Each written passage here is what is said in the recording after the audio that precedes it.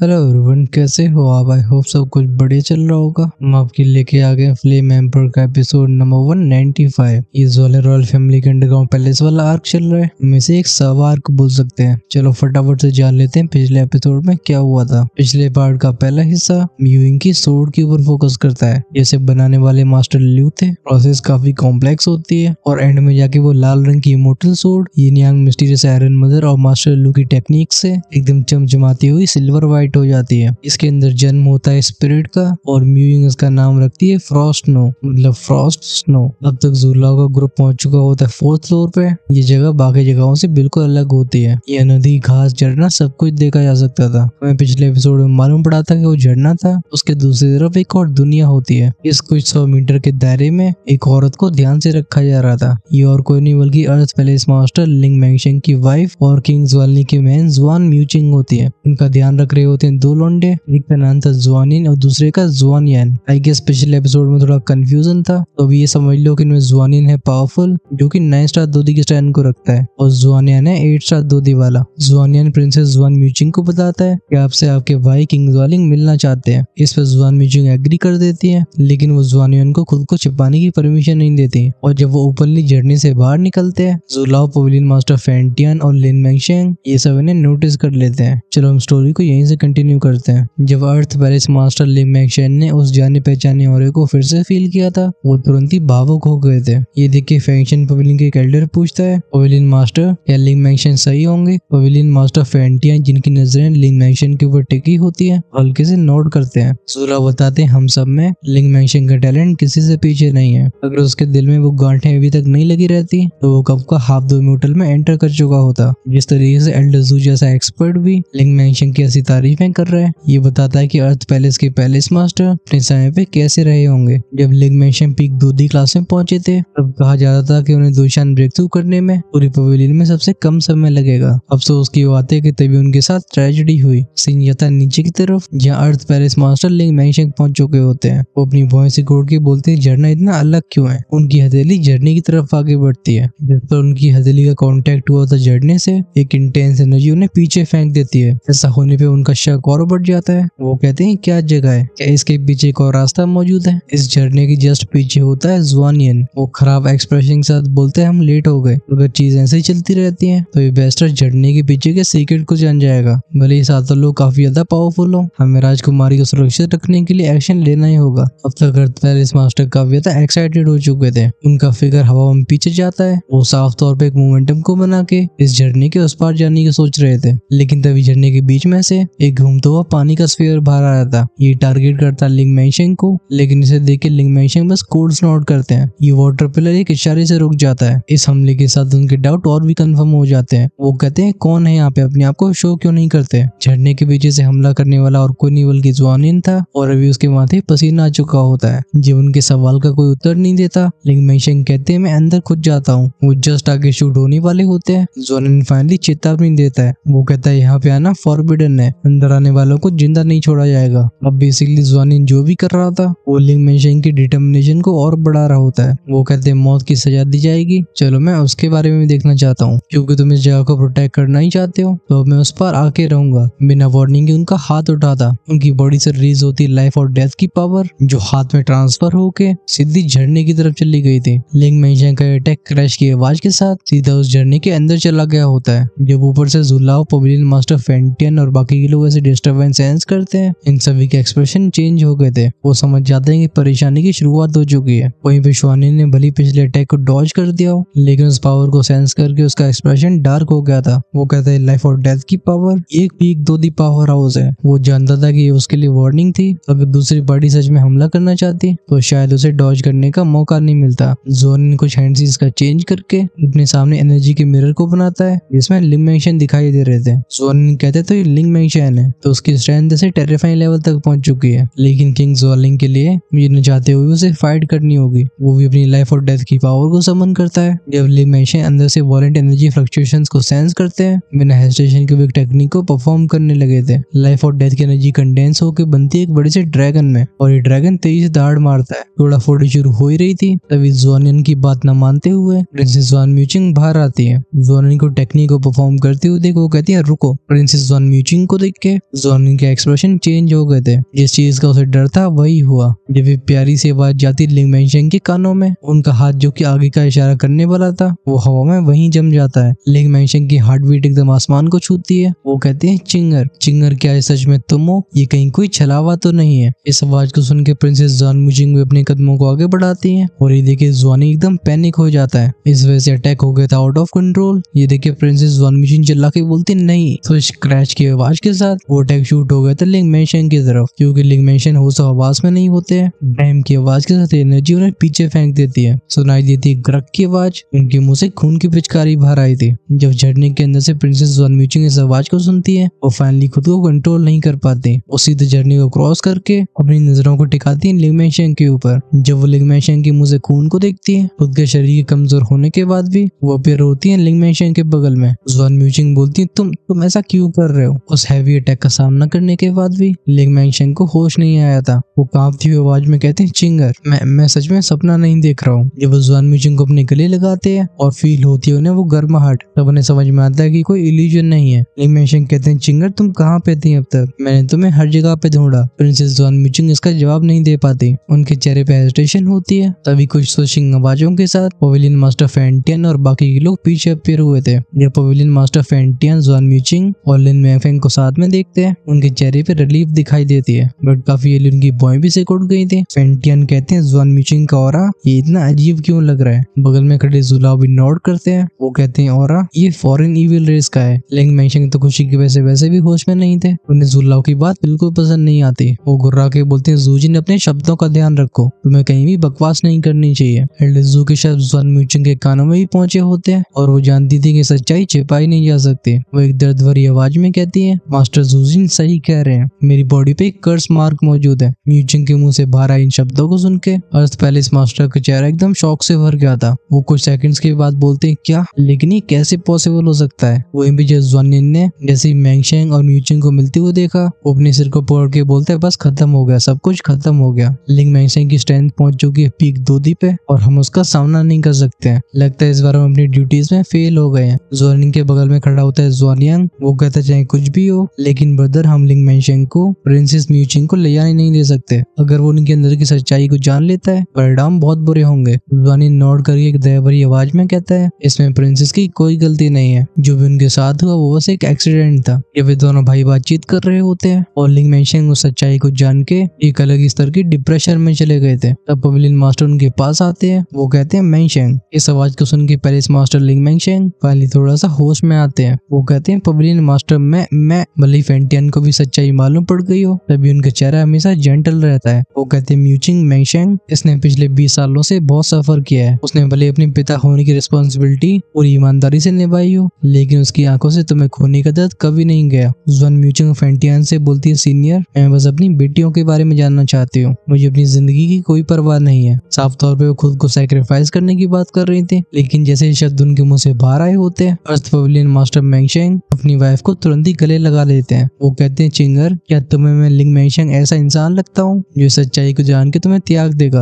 अपने हस्बैंड की ऐसी बात को सुन के जॉन म्यूचिंग अपनी आंखों से आंसू रोक नहीं पा रही थी। लिंग मैंगशेंग ने स्थिर आवाज में कहते हैं भले फॉरेन इविल रेस कितनी भी खराब हो, लेकिन मेरे पास अब मेरी बेटी और मेरी वाइफ दोनों है और किसी चीज का फर्क नहीं पड़ता। ऐसे सीन को देख के पीछे खड़े जुलाओ के चेहरे पे भी स्माइल आ जाती है। ऑफ कोर्स बाकियों के चेहरों पर भी ऐसे एक्सप्रेशन होते हैं। ओके गाइस, तो यहाँ पे आपको ये जानने की जरूरत है कि ड्रामा तो काफी लंबा था, मैं चीजों को शॉर्ट कर दे रहा हूँ, इस वजह से आपको बहुत ज्यादा इमोशंस नहीं दिख रहे होंगे। अगर आप चाहते हो कि बिल्कुल डिटेल में जाऊँ तो कमेंट्स में लिख के जरूर बताना, नहीं तो मुझे जहाँ जहाँ लगेगा मैं वहाँ स्किप करूंगा। ऑफ कोर्स मैं इंपॉर्टेंट डिटेल्स को नहीं छोड़ूंगा। Now let's come back to the story. अपने हाथों से जॉन म्यूचिंग को सपोर्ट करते हुए लिंग मैंगशेंग बोलते हैं चिंगर, तुम्हारी इविल ऑरे की पीछे की स्टोरी क्या है? ये सुनकर जॉन म्यूचिंग की आंखें सैडनेस से भर गई थी। वो अपने माथे पे से बालों को पीछे करती है। दिखाई देता है एक लाल रंग का निशान। इस ब्लड रेड मार्क में से एक अलग ही इविल ऑरा रेडिएट हो रहा था। इस चीज को देख के फेंटियन की आंखें नैरो हो जाती हैं। वो कहते हैं एक 4th लेवल का कर्स। इस रियलाइजेशन की वजह से फेंटियन थोड़ा सा कंट्रोल लूज करते हैं। उनकी चारों तरफ का स्पेस चरमरा जाता है। अच्छी बात है कि ये सब बस 1 सेकंड के लिए हुआ था, लेकिन जॉनिन और जॉनियंग जो कि पास में ही खड़े थे, ऐसे सीन को देख के इनके चेहरों के रंग चले जाते हैं। दोनों शौक से भरी आवाज में कहते हैं दोशान पावर हाउस। बेसिकली सिचुएशन हो चुकी थी आउट ऑफ कंट्रोल। तुरंत ही दोनों भाई अपने कदमों को पीछे लेने लगते हैं, क्योंकि सबका ध्यान था म्यूचिंग के ऊपर और ये दोनों भी झरने के अंदर करते। ये आसानी से किसी और द्वार का इस्तेमाल करके इस खबर को देने चले जाते हैं किंग ज्वालिंग को। भले ही जियान का अब तक 2-3 बार ब्लड कर्स से सामना हो चुका हो, ये चीज औरों के लिए बिल्कुल कॉमन नहीं होती है। मिजुजी पूछते हैं पवेलियन मास्टर, ये ब्लड कर्स क्या चीज है? इसका आंसर दिया था जुलाओ ने। म्यूचिंग के माथे के उस मार्क को देखते हुए बताते हैं, ये फॉरेन इविल रेस का एक औजार होता है। इससे होस्ट को एक नई पावर तो मिलती है, लेकिन इसकी कीमत भी बड़ी होती है। इस पावर का हर एक यूज इस्तेमाल करने की लाइफ फोर्स को खाता है। जैसे जैसे समय गुजरता है, इस्तेमाल करने वाला बस एक पपेट बन के रह जाता है, जिसे इविल रेस कंट्रोल करती है। ओके, सो हम यहाँ पे एलियन इविल रेस या फॉरेन इविल रेस नहीं बोलेंगे, आज से हम बोलेंगे इसे इविल रेस। लिंग मैंशिंग जानते थे कि उनकी वाइफ जुआन म्यूचिंग ऐसे कर्स को जानबूझ के कभी स्वीकार नहीं करेगी। वो पूछते हैं, चिंगर ये कैसे हुआ? जुआन म्यूचिंग कांपती हुई आवाज में बोलती है, मुझे भी नहीं पता। जब मैंने लिंग जुआन को जन्म दिया था, बस उसी पल मेरे शरीर में एक नई एनर्जी एंटर हो गई। कुछ समय के बाद ये मार्क अपीयर हुआ था। इतने सालों तक मैं इसे बचती आ रही हूँ। हालांकि चीज मुझे कंट्रोल करने की कोशिश करती है, लेकिन जो एमुलेट तुमने मुझे दिया था वो मुझे इसके इन्फ्लुएंस से बचाता है। जब भी पवेलियन मास्टर फेंटियन और बाकी लोग सुनते हैं, सबके एक्सप्रेशन ग्रेव हो जाते हैं। फेंटियन कहते हैं, लगता है इविल रेस इंसानों में गहरी पकड़ बना चुकी है। लिंग मैंशिंग के चेहरे पे डेस्परेशन नजर आती है। वो पूछते हैं, पवेलियन मास्टर क्या इस चीज को हटाया नहीं जा सकता? फेंटियन बताते हैं, ब्लड कर्स इनकी रैंक 1 से लेके 7 तक होती है, जहाँ पे 6th और 7th ग्रेड की कर्सेस कभी पूरी तरह से रिमूव नहीं करे जा सकते। मुझे लगता है इस 4th लेवल के कर्स को रिमूव करना ये पूरी तरीके से नामुमकिन नहीं है। फेंटियन कुछ देर तक रुकने के बाद बोलते हैं, लेकिन ये प्रक्रिया आसान नहीं होगी। म्यूचिंग को बहुत दर्द सहना होगा। इस उनके लिए मैंशिंग की चिंता और बढ़ जाती है, लेकिन उन्हें रिलीफ भी फील होती है। उन्हें इविल रेस से चाहे कितनी भी नफरत हो, तभी म्यूचिंग को प्रोटेक्ट करना उनकी प्रायोरिटी होती है। वो पूछते हैं, कैसे म्यूचिंग की जिंदगी को नुकसान होगा? फेंटियन बताते हैं, नहीं, ये प्रोसेस उसकी जान को खतरे में नहीं डालेगी। बस रिमूवल प्रोसेस में जो दर्द होता है उसे सहना हर किसी के बस की बात नहीं होती। इस कर्स को हमें जल्द से जल्द रिमूव करना होगा, क्योंकि जितना ज्यादा होस्ट की बॉडी में रहेगा, ये उतना ही ज्यादा डैमेज करेगा। जब वे जान के अर्थ पैलेस मास्टर लिंग मैंशिंग निर्णय लेने से घबरा रहे होते हैं, म्यूचिंग आगे आके बोलती है, सीनियर, अपने हस्बैंड और बच्चों के लिए मैं कैसे भी दर्द को सह सकती हूँ। अब बताइए मुझे क्या करना होगा? ये सुन के पवेलियन मास्टर फेंटियन ने गहरी सांस भरी थी। वो कहते हैं, ठीक है म्यूचिंग, अपने ब्लड कर्स को एक्टिवेट करो। जवाब में म्यूचिंग नोड करती है, जैसे उस ब्लड कर्स को पूरी तरह से खुला छोड़ती है, मतलब जानबूझ के अपनी कंट्रोल हटा लेती है। इसमें से बाहर आने वाली सिनिस्टर एनर्जी अपने आप को एकदम इंटेंस कर लेती है। वो डरावनी ब्लैक एंड रेड लाइंस जुआन म्यूचिंग की पूरी बॉडी में फैलने लगी थी। ये देख के फेंटियन बोलते हैं, होली फ्लेम। पफ की आवाज के साथ उनके हाथ के ऊपर एक फ्लेम का क्लस्टर अपीयर होता है। वो कहते हैं, फोकस। मैं इस होली फ्लेम को यूज करके तुम्हारी बॉडी से इस इविल पावर को बाहर निकालने की कोशिश करूंगा, लेकिन ये पेनफुल होगा। म्यूचिंग कहती है, मैं इसे हैंडल कर सकती हूँ। पवेलियन मास्टर फेंटियन बिना हेजिटेशन के बोलते हैं, फ्लेम एंटर। तुरंत ही फेंटियन के हाथ की वो फ्लेम अपने आप को कई पतले पतले धागों में बांटती है। ये एंटर करती है म्यूचिंग की बॉडी में, और एक फ्लेम का छोटा सा क्लस्टर खुद को उस मार्क से अटैच कर लेता है। अचानक से जुआन म्यूचिंग की बॉडी ट्रेम्बल होने लगी थी। उनका चेहरा किसी कागज की तरह सफेद हो जाता है। अपनी वाइफ को ऐसे स्ट्रगल करती हुए देख लिंग मैंशिंग की आंखें भी लाल होती जा रही थी। अपनी दोशियान की फ्यूजन पावर को एक्टिवेट करके पवेलियन मास्टर फेंटियन बोलते हैं, बाहर आओ। जब होली फ्लेम और एक 2 स्टार दोशियान साथ में काम कर रहे हो, तो उस 4th लेवल के ब्लड कर्स को गिव अप करना ही पड़ा था। इविल एनर्जी सिजल सिजल के साउंड के साथ म्यूचिंग की बॉडी से बाहर निकलने लगती है। तुरंत ही जुआन म्यूचिंग का शरीर जमीन पर गिरा था, लेकिन इससे पहले वो जमीन को छू भी पाती, अर्थ पैलेस मास्टर मैंशिंग उन्हें कैच करते हैं। वो चिंता से भरी आवाज में कहती, म्यूचिंग क्या तुम ठीक हो? अभी जुआन म्यूचिंग बहुत कमजोर हो चुके थे, लेकिन उनके चेहरे पे जो खुशी से भरी स्माइल आई थी, उसमें अब कोई कड़वाहट नहीं होती। जुआन म्यूचिंग कहती है, वो चीज अब फाइनली मेरे शरीर में नहीं है। हालांकि फेंटियन की पावर ने इस ब्लड कर्स को लगभग डिस्ट्रॉय कर दिया था, लेकिन कुछ इविल पावर जमीन में समा के इस जगह से भागने की कोशिश करती है।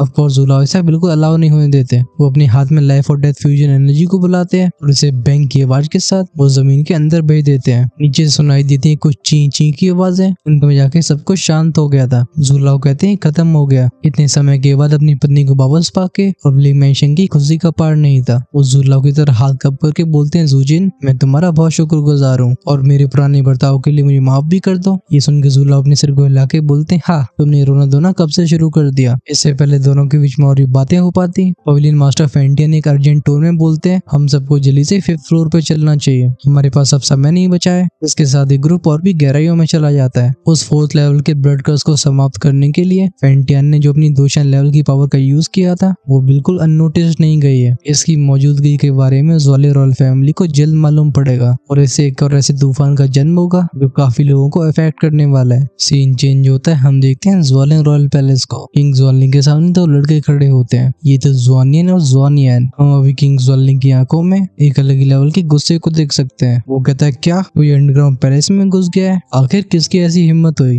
अंडरग्राउंड पैलेस को बहुत हैवी तरीके से गार्ड किया जाता था। अगर कोई सच में अंदर चला गया है अब तक कोई खबर क्यों नहीं आई? इसका बस एक ही मतलब है कि अंडरग्राउंड पैलेस में जाने वालों की स्ट्रेंथ नॉर्मल लोगों के सोच के बाहर है। श्वानियन एक कांपती हुई आवाज में कहता है, माय किंग, ये हम नहीं जानते हैं कि वो सब एग्जैक्टली कौन थे, लेकिन उनमें से जो सबसे कमजोर था उसकी भी स्ट्रेंथ मेरे बराबर थी और उनमें सबसे स्ट्रॉन्ग आपसे भी ज्यादा स्ट्रॉन्ग होगा। आगे और भी डिटेल्स को सुन के किंग ज़्वालिंग के दिमाग में बहुत सारे सवाल उठते हैं। वो कहता है 7 लोग और उनमें सबसे कमजोर की स्ट्रेंथ भी तुम्हारे लेवल की है, यानी कि 9 स्टार 2 देगी। तभी ज़्वानियन थोड़ा हेजिटेट करने के बाद बोलता है, माय किंग, मुझे याद आया उन 7 में से एक बर्निंग इंसेंस पवेलियन का वो अर्थ पैलेस मास्टर लिंग मैंगशेंग था। जैसे किंग ज़्वालिंग के कान में शब्द जाते हैं उसकी बॉडी से एक बूम के साउंड के साथ रिपल फैलती है। इस रिपल की वजह से दोनों भाई दूर चले गए होते हैं और पास की टेबल कुर्सियां थी वो एकदम धूल बन जाती हैं। वो कहता है क्या? किंग ज़्वालिंग जानता था कि लिंग मैंगशेंग इविल रे से बहुत नफरत करता है, इस वजह से अपनी बहन की सेफ्टी के लिए उसने वो मौत की खबर फैलाई थी। किंग ज़्वालिंग पूछता है म्यूचिंग के बारे में क्या? ज़्वालिंग बताता है प्रिंसेस ज़्वान म्यूचिंग वो लिंग मैंगशेंग के ग्रुप को मिल चुकी है। ऑलमोस्ट इंस्टेंटली किंग ज़्वालिंग हॉल के गेट पे आ जाता है। वो कहता है जल्दी से हमें अंडरग्राउंड पैलेस जाना होगा। अभी पीछे से ज़्वानियन की आवाज आती है। वो कहता है, माय किंग, ये बात सच है कि लिंग मैंगशेंग ने प्रिंसेस को ढूंढ लिया, लेकिन ऐसा कुछ नहीं हुआ जैसा आप सोच रहे हो। किंग ज़्वालिंग जो कि हॉल के दरवाजे खोलने वाला था वो सुन के पीछे मुड़ गया होता है। क्लियरली उसे चाहिए होती है एक एक्सप्लेनेशन। ज़्वानियन बोलता है, माय किंग, मैं बता सकता हूँ कि लिंग मैंगशेंग सच में ज़्वान म्यूचिंग की परवाह करता है और मुझे लगता है वो 7 लोग सिर्फ प्रिंसेस ज़्वान म्यूचिंग के लिए नहीं आए थे, बल्कि प्रिंसेस को अपने साथ लेके वो सब और गहराइयों में चले गए हैं। इस जानकारी को पाके किंग ज़्वालिंग की आंखें चमकने लगती हैं। उसने अपनी बहन को रख रखा था 4th फ्लोर पे, जब वो सोचता है 5th फ्लोर के बारे में किंग ज़्वालिंग के एक्सप्रेशन खराब हो जाते हैं, क्योंकि 5th फ्लोर पे ब्लड डीमंस की आर्मी होती है। Blood demons basically evil race से होते हैं, जिन्हें हम गॉरफिन के नाम से भी जानते हैं। अगर फैंक्शन पवेलियन के 7 लोगों को वो गॉरफिन आर्मी मिलती है तो हर कीमत पे उन्हें मिटाना चाहेंगे। किंग ज़्वालिंग खुद को जैसे शांत करके बोलता है, तुम दोनों जाओ आराम करो। जब ज़्वानिंग और ज़्वानियन दोनों हॉल से चले गए होते हैं, किंग ज़्वालिंग कहता है, बाहर आओ। उसकी गोल्डन रोब्स में से ब्लडी रेड ऑरा बाहर आया था। ये किसी इंसान के आकार को लेने लगता है, बस इसका चेहरा हमें दिखाई नहीं देता। ये अपनी ईरी आवाज में कहता है, किंग ज़्वालिंग, लगता है बर्निंग इंसेंस पवेलियन शांत नहीं रहने वाला। मुझे लग रहा है वो अंडरग्राउंड पैलेस यांची को लेने के लिए जा रहे हैं। जवाब देने से पहले किंग ज़्वालिंग तेजी से हंसता है, फिर वो कहता है, जाने दो उन्हें। वैसे ही मेरे उस फादर को हमेशा से होली फ्लेम और मेडुसा की पावर से जबे हमारे एंसेस्टर में काफी इंटरेस्ट रहा है। अगर फैंक्शन पवेलियन का वो ग्रुप मेरे फादर को कमजोर कर देता है तो मेरे लिए अच्छा ही होगा, और अगर वो मारे जाते हैं तो इससे अच्छा तो क्या ही हो सकता है। ये बोलते बोलते किंग ज़्वालिंग के चेहरे पे एक अजीब सी स्माइल आती है। वो गॉरफिन कहता है, तुम सच में बाप बेटे हो। तभी किंग ज़्वालिंग के एक्सप्रेशन सीरियस हो गए थे। वो कहता है, ब्लड डीमन, तुम्हारी ट्रू बॉडी ज़्वालिंग कॉन्टिनेंट में कब आ पाएगी? इस पे गॉरफिन कहता है, ये मुश्किल है। तुम्हारा ज़्वालिंग कॉन्टिनेंट मुझे रिजेक्ट करता है। अगर मैं अपनी ट्रू फॉर्म में यहाँ आता भी हूँ तभी मैं अपनी पूरी पावर का यूज नहीं कर सकूंगा। इस वजह से स्पीक 2D लेवल के स्ट्रेंथ के साथ मुझे आने की कोई जरूरत नहीं है। किंग ज़्वालिंग कहता है, अगर ऐसी बात है तो तुम 5th फ्लोर पर जाके अपने ब्लड डीमंस को इकट्ठा करो। अगर उन्हें सच में कुछ हो जाता है तो हमारे प्लान्स खराब हो जाएंगे। ये सुन के गॉरफिन समय बर्बाद नहीं करता, वो एक लाल रंग के धुएं में बदल के किंग ज़्वालिंग के सिंहासन के पीछे चला जाता है। साफ तौर पे वहाँ पे एक और द्वार होगा। गॉरफिन के जाने के बाद किंग ज़्वालिंग की ईरी आवाज इस हॉल में गूंजती रह गई थी। वो बोलता है, सोलोमन सेक्ट और गोस्ट रेल्म के बीच में डीलिंग चल रही है। वहीं पे सोल क्लैन की पावर्स ये कुछ ज्यादा ही रहस्यमय है, मुझे उनसे सावधान रहना होगा। जहाँ तक बात रही तुम गॉरफिन्स की, जब म्यूचिंग ने जन्म दिया था तुमने बिना परमिशन के उसके शरीर को नुकसान पहुंचाया। एक दिन तुम इसकी कीमत जरूर चुकाओगे। ब्लड डीमंस, क्या तुम मुझे मूर्ख समझते हो? तुमने मुझे ज़्वान सेंटिन के 2/3 हिस्से का वादा किया है, लेकिन जब तक तुम्हारी ट्रू बॉडी यहाँ तक नहीं पहुंच पाती है, मैं जैसे ज़्वान सेंटिन के ऊपर कब्जा करता हूँ उसी पल से मैं तुम्हारी पावर का इस्तेमाल करके तुम्हारे सारे ब्लड डीमंस का खात्मा करूंगा। ये किंग ज़्वालिंग के आखिरी शब्द होते हैं। सीन जाता है अंडरग्राउंड पैलेस के 7th फ्लोर पे। वो एल्डर ज़्वान जो कि किंग ज़्वालिंग का फादर होता है, इसके सामने खड़ा होता है वेंजी। वो पूछता है ड्रैगन लविंग लेजेंड के बारे में क्या? वेंजी जवाब देती हुए कहता है, ओल्ड ज़्वान, किंग ज़्वालिंग ने उन्हें 2 स्पिरिट को लाने के लिए भेजा था, लेकिन वो अब तक लौट नहीं पाए हैं। ये सुन के एल्डर ज़्वान के एक्सप्रेशन डार्क हो गए थे। वो धाड़ के बोलता है, लगता है मेरा बेटा पागल हो गया। वेंजी बोलता है, एल्डर ज़्वान, आपको शांत रहना चाहिए, आपकी हेल्थ सबसे ज्यादा जरूरी है। अपने हाथ को घुमा के वो एल्डर ज़्वान बोलता है, ठीक है, तुम जाओ उसे बताओ अगर उसकी वजह से ज़्वाली रॉयल फैमिली को कोई नुकसान पहुंचा तो मैं उसे बख्शने वाला नहीं हूँ। वेंजी के जाने के बाद वो एल्डर ज़्वान काफी समय तक ऊपर तक देखता रहा था। वो कहते, हाल ही में मेरी पलकें बहुत फड़फड़ा रही हैं। अब क्या ये ब्लेसिंग है या कैलेमिटी, ये तो समय बताएगा। फाइनली समय आया था जियान की तरफ लौटने का। वो और म्यूइंग अब भी सेकंड फ्लोर पे होते हैं। भले सेकंड फ्लोर को मास्टर ल्यू को दिया गया हो, लेकिन ये जगह काफी पेचीदा होती है। सिर्फ थर्ड फ्लोर के द्वार को ढूंढने के लिए जियान को काफी एफर्ट्स लगाने पड़े थे। ये फाइनली एक एंट्रेंस के सामने पहुंच जाते हैं, जो दूर से देखने पे कुछ पत्थर की दीवार जैसा लगता है, लेकिन जब वो इसके पास आते हैं ये सेंस करते हैं मिस्टीरियस पावर को जिसने इस दीवार को ढक के रखा था। जियान अपनी 2 उंगलियों में स्पिरिचुअल स्ट्रेंथ को लेके इस मिस्टीरियस एनर्जी को स्टडी करने लगा था। सरप्राइजिंगली एक जानी पहचानी सी फॉर्मेशन होती है। जब वो सोच ही रहा होता है कि उसने फॉर्मेशन कहाँ देखी, उस दीवार में से फैंटम यानी कि एक इल्यूजरी फिगर बाहर आया था। वो फिगर कहता है जियान चले जाओ, ऊपर के लेवल्स तुम्हारे लिए कुछ ज्यादा ही डेंजरस हैं। जियान को फाइनली समझ में आता है कि फॉर्मेशन इतनी फेमिलियर क्यों है, तो इसे सेट करने वाले एल्डर्स होते हैं। इससे पहले वो कुछ भी बोल पाता, हम म्यूइंग को जियान के आगे आते हुए देखते हैं। वो एक दृढ़ता से भरी आवाज में कहती है, नहीं, हम अंदर जरूर जाएंगे। मैं नीचे से अपने भाई के ऑरे को सेंस कर पा रही हूँ। मुझे लगता है ढूंढने का बस यही मौका है और मैं इसे मिस नहीं करना चाहती। पीछे खड़ा जियान कहता है, तुम्हारा भाई, क्या वो येंची है? म्यूइंग कंफ्यूजन से भरी आवाज में कहती है, येंची ये किसका नाम है? मेरा भाई कोई येंची नहीं है। म्यूइंग के पास भी येंची की तरह होली फ्लेम की पावर होती है, जिन्हें अंडरग्राउंड पैलेस में कैद करके रखा है। जियान को लगता था कि म्यूइंग और येंची के बीच में जरूर कोई कनेक्शन होगा और वो येंची को रेस्क्यू करना चाहती है, लेकिन लगता है दोनों के बीच में कोई गलतफहमी हुई है। फिर एक बात सर्टेन होती है, यहाँ जुलाव जरूर मौजूद है। अपने हाथ को लाइफ फोर्स से कवर करके म्यूइंग ने उस बैरियर को छुआ होता है, लेकिन वो बैरियर उसे बाउंस बैक कर देता है। वो कहती है, क्या हम इस फॉर्मेशन के उस पार नहीं जा सकते? उसकी आवाज अर्जेंसी से भरी थी। ये सुन के जियान नोट करके बोलता है, मैं ट्राई करता हूँ। आगे करता है जियान फॉर्मेशन को ब्रेक, लेकिन चलो हम इस प्रोसेस को शॉर्ट में समझते हैं। बेसिकली जुलाव ने जियान को अंडर एस्टिमेट किया था। उसकी मेंटल स्ट्रेंथ काफी तेजी से ग्रो हो रही होती है और उसने इस फॉर्मेशन को इस तरीके से तोड़ा था जिससे इसके बारे में जुलाव को मालूम न पड़े। अपने हाथों को झाड़ते हुए जियान कहता है, काम हो गया। हवा में बिखरने वाले बैरियर के फ्रेगमेंट्स को देख के म्यूइंग अचानक से पूछती है, जियान क्या मैं तुमसे कुछ पूछ सकती हूँ? जियान कहता है, क्या बात है? अभी म्यूइंग की आंखों में एक ऐसी गहराई मौजूद होती है जो बताती है कि वो कितनी सीरियस थी। वो पूछती है, अगर भविष्य में कई लोग मुझे मारने की कोशिश करें और तुम्हारे पास मुझे प्रोटेक्ट करने की पावर ना हो तो तुम क्या करोगे? जब म्यूइंग के मुंह से अचानक से ऐसा सवाल आया होता है, इसने एक पल के लिए जियान को भी स्टार्टल कर दिया था। वो हेस्टेट करते हुए बोलता है, अगर सच में ऐसा दिन आता है तो दुश्मनों को पहले मेरी सोल को क्रश करना होगा। आखिरकार तुम मेरी फ्रेंड हो। ये उत्तर म्यूइंग को स्टन कर देता है, लेकिन फिर उसके चेहरे पर आती है स्माइल। जियान रियलाइज नहीं करता है कि उसका ये आंसर एक दिन उसकी जिंदगी बचाएगा। म्यूइंग काफी कॉम्प्लिकेटेड फील करते हुए बोलती है, जियान थैंक यू, अब मैं समझ गई हूँ। म्यूइंग हमेशा से अपनी पहचान बताने के ऊपर काफी सेंसिटिव होती है। एक बार जियान के सामने चीजें एक्सप्लेन करने की कोशिश करी, लेकिन उसे हर बार हेजिटेशन फील हुआ। डीप डाउन उसे डर था कि जियान बस उसे होली फ्लेम की स्पिरिट की तरह देखेगा, लेकिन आज उसका बिलीफ बदल चुका था। कंपटीशन में पहली बार जियान से मिलने के बाद म्यूइंग ने एक्सपीरियंस किया होता है कि एक इंसान होना कैसा होता है। वो जल्दी से अपनी भावनाओं को दबाती है और उसकी आंखों में बस एक लक्ष्य था, जो होता है अपने भाई को ढूंढने का। इस बार आगे चलने वाली म्यूइंग थी और जियान भी उसे रोकता नहीं है। वो मन ही मन में कहता है, यिंग हर कीमत पे अंदर जाना चाहती है और मुझे नीचे के फ्लोर से जैसी फीलिंग आ रही है उस जगह के खतरे नॉर्मल नहीं होंगे। वो तुरंत ही लिटली को मैसेज भेजता है। बर्निंग इंसेंस पवेलियन के अंदर लिटली, जो अपनी कल्टीवेशन में बिजी था, वो अचानक से अपनी आंखें खोल के बोलता है, बिग ब्रदर, क्या वो परेशानी में? बिना हेजिटेशन के उसका फिगर गायब हो गया था। दूसरी तरफ जियान और म्यूइंग का कोई रास्ता नहीं रोकता।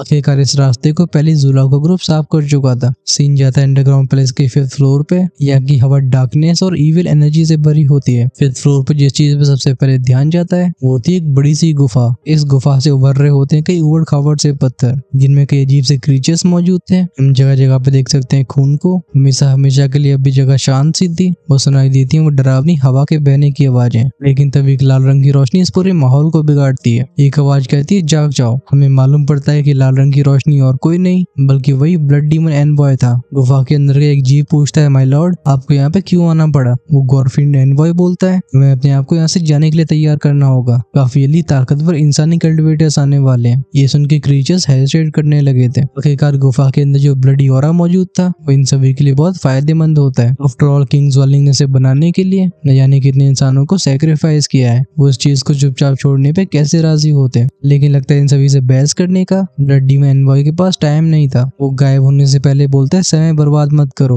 अगर तुम्हें यहीं रहना है तो फिर मरने के लिए तैयार रहो। केव के अंदर ये क्रीचर्स एक दूसरे की आंखों में देखते हैं। एक बोलता है, हम क्या करें? तो दूसरा गुर्रा के बोलता है, डैम इट, ये हमारे लिए परफेक्ट प्लेस था। अगर मुझे यहाँ पे 10-12 साल और गुजारने का समय मिल जाता तो मुझे 9 स्टार 2 दिन ब्रेक थ्रू करने में कोई परेशानी नहीं होती। लगभग सबके ऐसे रिएक्शन होते हैं। एक बोलता है, मुझे 8 साल 2 दिन ब्रेक थ्रू करने के लिए बस 1 साल का समय चाहिए, लेकिन क्योंकि ऑर्डर्स ब्लड डीमन एनवॉय से आए हैं, इन्हें कोई इग्नोर नहीं कर सकता है। कुछ और देर तक कोसने के बाद इन सभी क्रीचर्स ने भागना शुरू कर दिया था। पीछे एक खाली गुफा रह जाती है जिसके अंदर खून ही खून मौजूद होता है। 5th फ्लोर पे आने के बाद जूला वो पहले व्यक्ति थे जो नोटिस करते हैं कि यहाँ मौजूद 2 गार्डियंस गायब हो चुके हैं। जूला कहते हैं वो दोनों जाने वाले, वो दोनों इस जगह को कई सालों से गार्ड करते आ रहे हैं। हमें जॉन म्यूचिंग दिखाई जाती है जो लिंग मैशिंग की लगातार जेंटल एनर्जी की नरिशमेंट की वजह से अपने चेहरे पे थोड़ा रंग वापस पा चुकी थी। वो कहती है उन दोनों में से एक की स्ट्रेंथ थी 9 स्टार दूली लेवल की और दूसरा 8 स्टार दूली के पीक पे था। फेंटियन कहते हैं 5th फ्लोर बाकी फ्लोर से बिल्कुल अलग है। हेवन पैलेस का एक एल्डर जॉन म्यूचिंग से पूछता है, सीनियर क्या आप जानती हो कि इस फ्लोर पे क्या मौजूद है? जॉन म्यूचिंग अपने सिर को हिलाती है। वो कहती है आज तक किंग ज्वालिंग के अलावा और किसी के पास 5th फ्लोर में आने जाने की परमिशन नहीं है। वो बताती है किंग ज्वालिंग अपने समय पे एक ऐसा किंग था जो सबको अपनों की तरह प्यार करता था, लेकिन जब से अंडरग्राउंड पैलेस बना तब से उसका व्यक्तित्व पूरी तरीके से बदल गया। जॉन म्यूचिंग की बातों को सुन के जूलाओ का ग्रुप सरप्राइज फील करता है। बात ऐसी होती कि इनमें से कोई भी जॉन म्यूचिंग की असली पहचान को नहीं जानते थे। एक बार जॉन म्यूचिंग के ऊपर किसी ने हमला किया था, लेकिन जब उनकी जान जाने वाली थी तभी उन्हें लिंग मैशिंग बचाते हैं। बेसिकली वहां से इनकी लव स्टोरी शुरू होती है। लेकिन जॉन म्यूचिंग की आइडेंटिटी क्या है ये पैलेस मास्टर मैशिंग को भी पता नहीं थी। एल्डरजू कहते हैं तुम्हें कैसे मालूम पड़ा? म्यूचिंग स्माइल के साथ बोलती है, मुझे दोनों गार्डियंस ने बताया। मीजूजी कहते हैं हम अब तक जमीन से करीब 1000 मीटर नीचे आ चुके होंगे। फाइनली इनके सामने एक बड़ा सा गेट अपीयर होता है। ये 5th फ्लोर में जाने की टेलीपोर्टेशन फॉर्मेशन थी। वूश वूश की आवाज के साथ ये 8 लोग सीधा टेलीपोर्ट हो जाते हैं। जिस पल ये 5वें फ्लोर पे पहुंचे थे हम सबके एक्सप्रेशन को डार्क होते हुए देखते हैं। हवा में खून की जो प्यूट्रिड स्मेल फैली होती है और चारों तरफ जो ईरी ऑरा मौजूद था वो किसी को अच्छा फील नहीं करवाता। एक एल्डर कहता है डैम इट, आखिर किंग ज्वालिंग कर क्या रहा है? हवा में ब्लड की ऐसी ओवरवेलमिंग स्टेंच, ये सच में डरावना है। ऐसे माहौल को बनाने के लिए हजारों इंसानों का खून लगा होगा